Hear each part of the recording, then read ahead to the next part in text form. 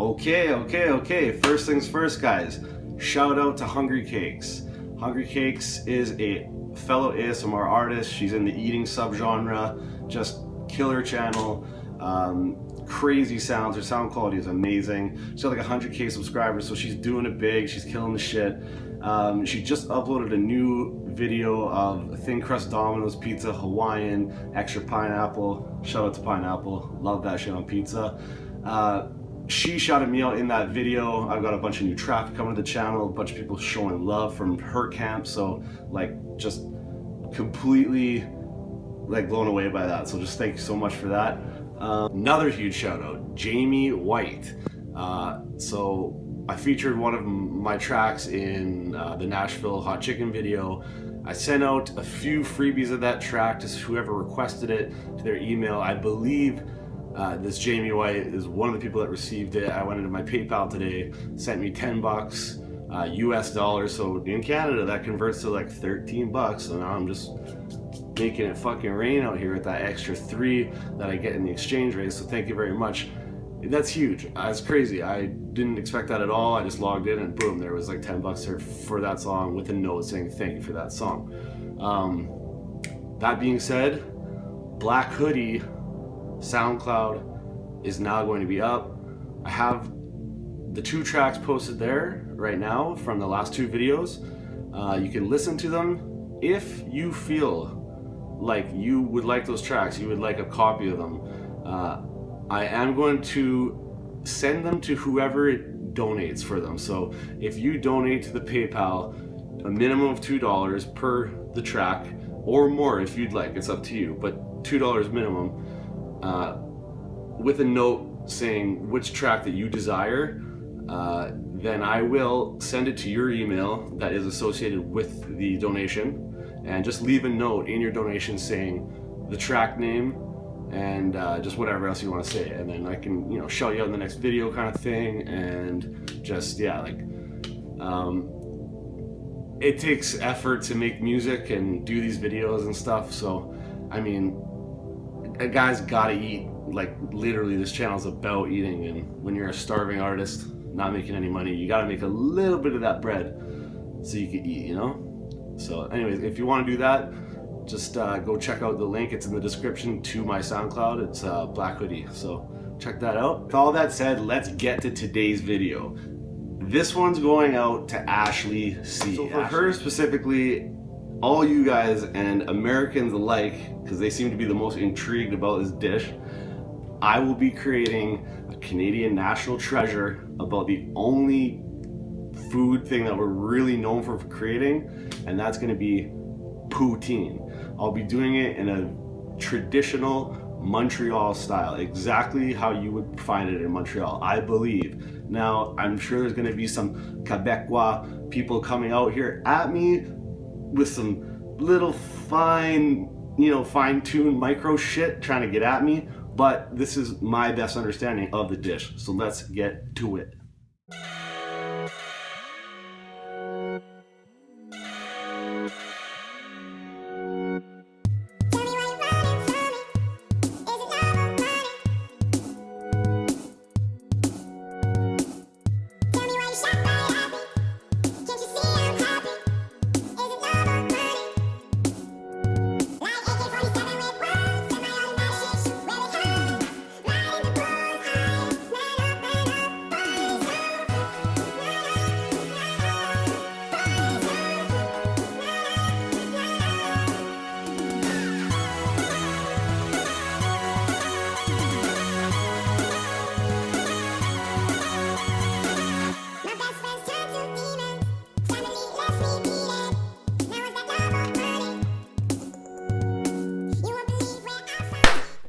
All right, you guys, welcome to the Great White North, home of the Toronto Raptors, Maple Leafs, CN Tower, and of course this dish, poutine. So I know there's a high demand for this video. I see it across ASMRs, I see it across mukbangs, a lot of American viewers wondering just what is a poutine, you know, what is the classic version of it, how is it properly made, all these questions that are coming to your mind. So fortunately for you, I'm a Canadian citizen, excuse me, I'm a little bit sick, And I have the 411, the DL on what this is, how to make it. I grew up with it. It was served in my calf at school all through high school for lunch. It was a very accessible, easily afforded, filling meal. Very simple, obviously. It's like 3 ingredients. So unfortunately, I don't have like a wide angle lens. So the view of the poutine had to suffer a little bit so you could soak in all this deliciousness. But here it is. It's gone a little limp. It's a little flaccid. It's a little bit like, too many drinks at the bar on a Saturday night. You have one of these. You get back to the house with the girl that you've been having a good time with. And, you kind of just, the roof drops. Things go flat. What can we do? We're just humans. And to all you girls out there, go easy on us when that happens, because you don't know what kind of pressure that is. The disconnect when you're drunk between that and that is like, it's pretty crazy. So if it happens, just, let it slide every once in a while. Just be easy on the guy, okay? Okay, so Ashley C. Shout out to Ashley C. Already did once in the beginning, but she had some very specific questions regarding this dish. I'm going to address them. But before we do, this is a question she didn't ask, and to me, it's pronunciation. How is this pronounced? Now, in Montreal, with the Quebecois people, they will, where it was originated, they will say Poutine. Say it with me now. Poutine. Like the Russian leader. However, every other fucking Canadian in Canada will say Poutine. Poutine. Poutine. She wants to see how to make a proper poutine. So you saw that in the start. It's cheese curds, beef gravy, and russet potatoes. Skin on, like you saw when I was making them.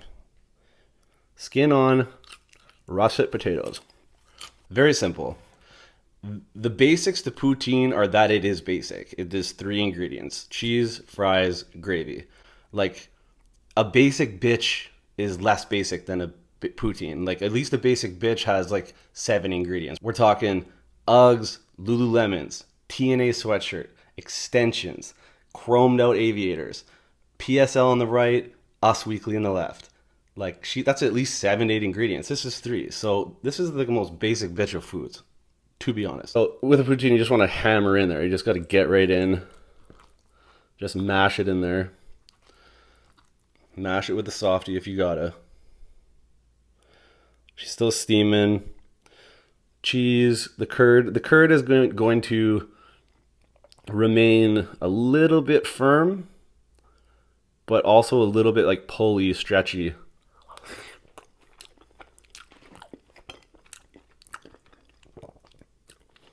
A proper cheese curd, like when unmelted, should have a bit of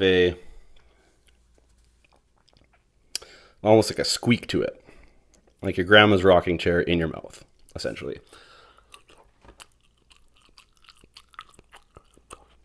Are we getting it? I'm not sure. So I have to assume that anybody like in Wisconsin definitely knows what cheese curds are. Or Americans in general. Like, you guys must have cheese curds. If not, let me know down below. That's very crazy if you don't. But I assume you must.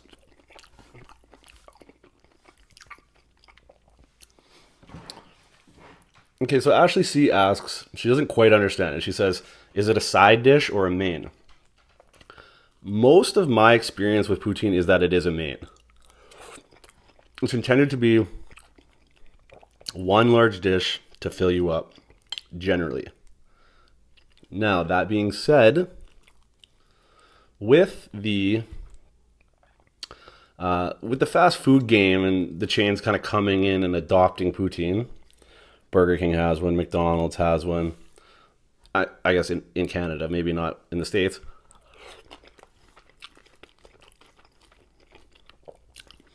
It is now, it's kind of a side thing sometimes, but for the most part,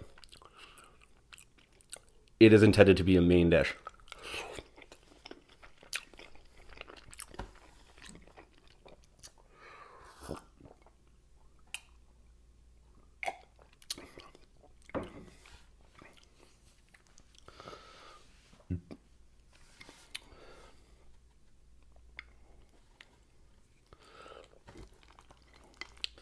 She also asks, do you eat it as junk food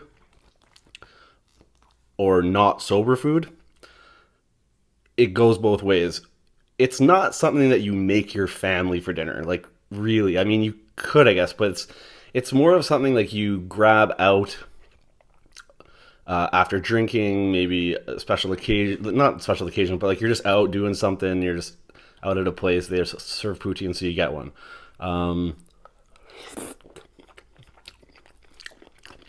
There's a place half a block down from me. When the bar lets out, all the fucking drunk assholes and idiots, they ram the place. It's fucking smashed. It's called Poutine's House of Poutine. It comes in like these buckets. They have like these crazy versions though. It's like, it's traditional, but they have, you know, loaded poutine, pulled pork poutine, maple bacon poutine, pierogi poutine. So it's just they've taken it and kind of perverted it and taken it to a level where it's, I mean, in my mind, you're more eating a loaded, like a conceptually loaded fries at this point. I wouldn't really call it a poutine per se, because I think this is a standard version. Like this is what a poutine is.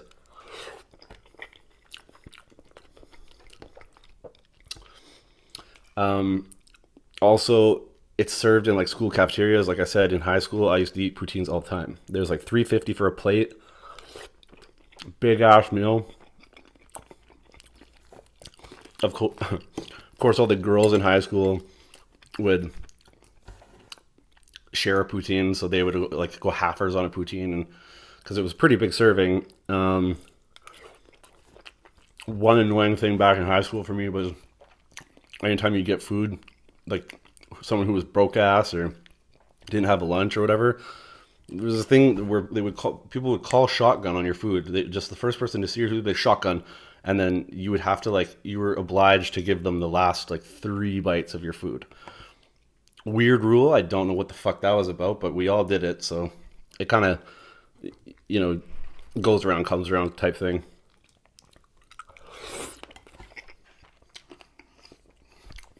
Okay, now I'm going to do something that is a poutine faux pas. And you guys have probably seen this in past videos of mine where I've eaten some poutine. Usually, I think Burger King. Ketchup. Ketchup is not really, you're not supposed to do it, but I love it. And I have no apologies. It makes it that much better. I'm going to put it right on there and just douse it in it because to me, the sweetness and the vinegar tartness that cuts through with the savory salty. Oh man. Of the gravy. It's all gravy, baby. It just takes it up to a whole nother level.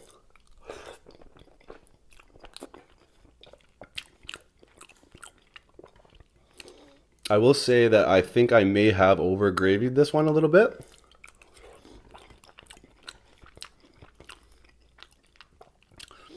I shouldn't have dumped my full load in there, if you know what I mean. But I did.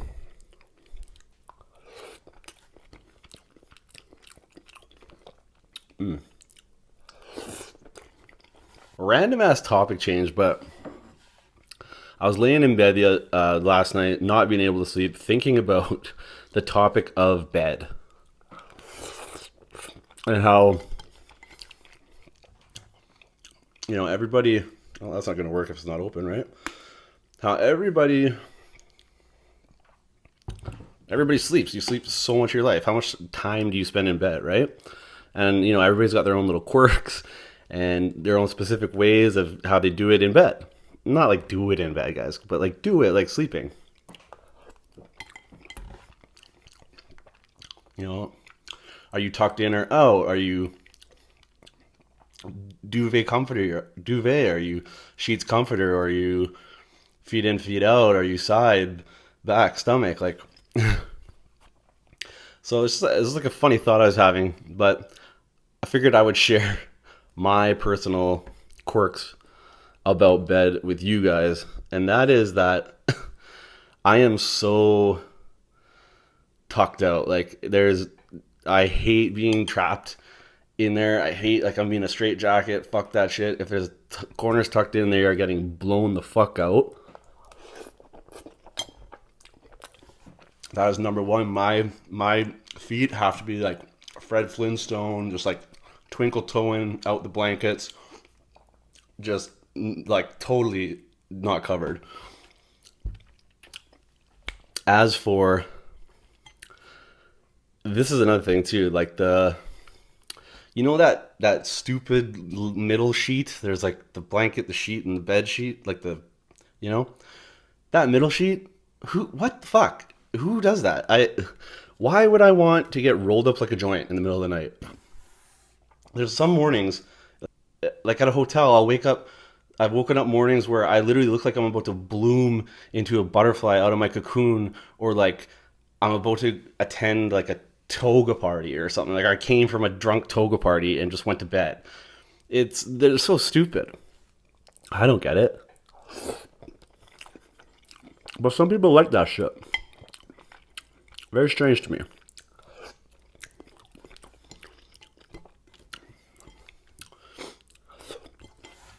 So another thing is too is like, I'm just a heat bag. Like I'm just a sack of heat when I sleep. It's no good. I don't need a furnace in my house. I got my body, and like, I swear I sleep. Essentially, I'm like Tarzan. I'm just wearing. I might as well be wearing a loincloth to bed. Like I'm just like, my whole upper body is exposed and basically half my lower body. So just like the junkish area is like on the cover, just in case anybody comes through, and you never know who's gonna barge into your room, what kind of emergency or whatever the fuck's gonna happen. So you want to cover up your shit, make sure you're not free swanging. But yeah, so that's my vibe. I'm a side sleeper now, but I'm gonna share with you a really weird thought that I had when I was a child, and that's that when I was younger, I used to always sleep on my stomach, like religiously sleep on my stomach. It was the only way I could sleep. Remember, I got to around puberty, and as boys do, we get concerned about,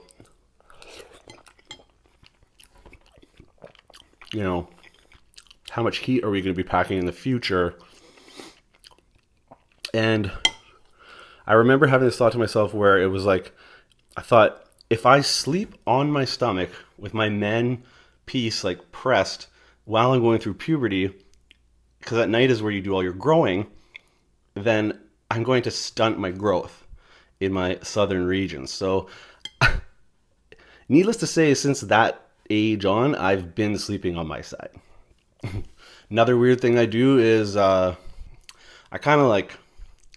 do this thing where, like, on one side I like deform my hand essentially like a T-Rex, and just like I prop my own chin up like with the pillow and under here, and then I wake up and this thing is just like a dead claw. Like it doesn't work. I've never been a knee pillow tucker. Like, I know some people are knee pillow tuckers. Never really got into that. Feels like more of a girl thing than anything, but could be wrong. But yeah. So guys, that was a Poutine. Last bite right here. Tell me down below in the comments your weird bed traditions, routines, how you sleep, the weirdest shit. Like, because everybody's different, and I'm sure some people can relate to my things, and I can relate to yours and shit. But it was such a funny topic in my head. Anyways, thank you guys so much. I appreciate the continued support. Subscribe if you feel like this was good, if you were entertained, if there was anything of value here. So until next time, eat good, live well, stay true.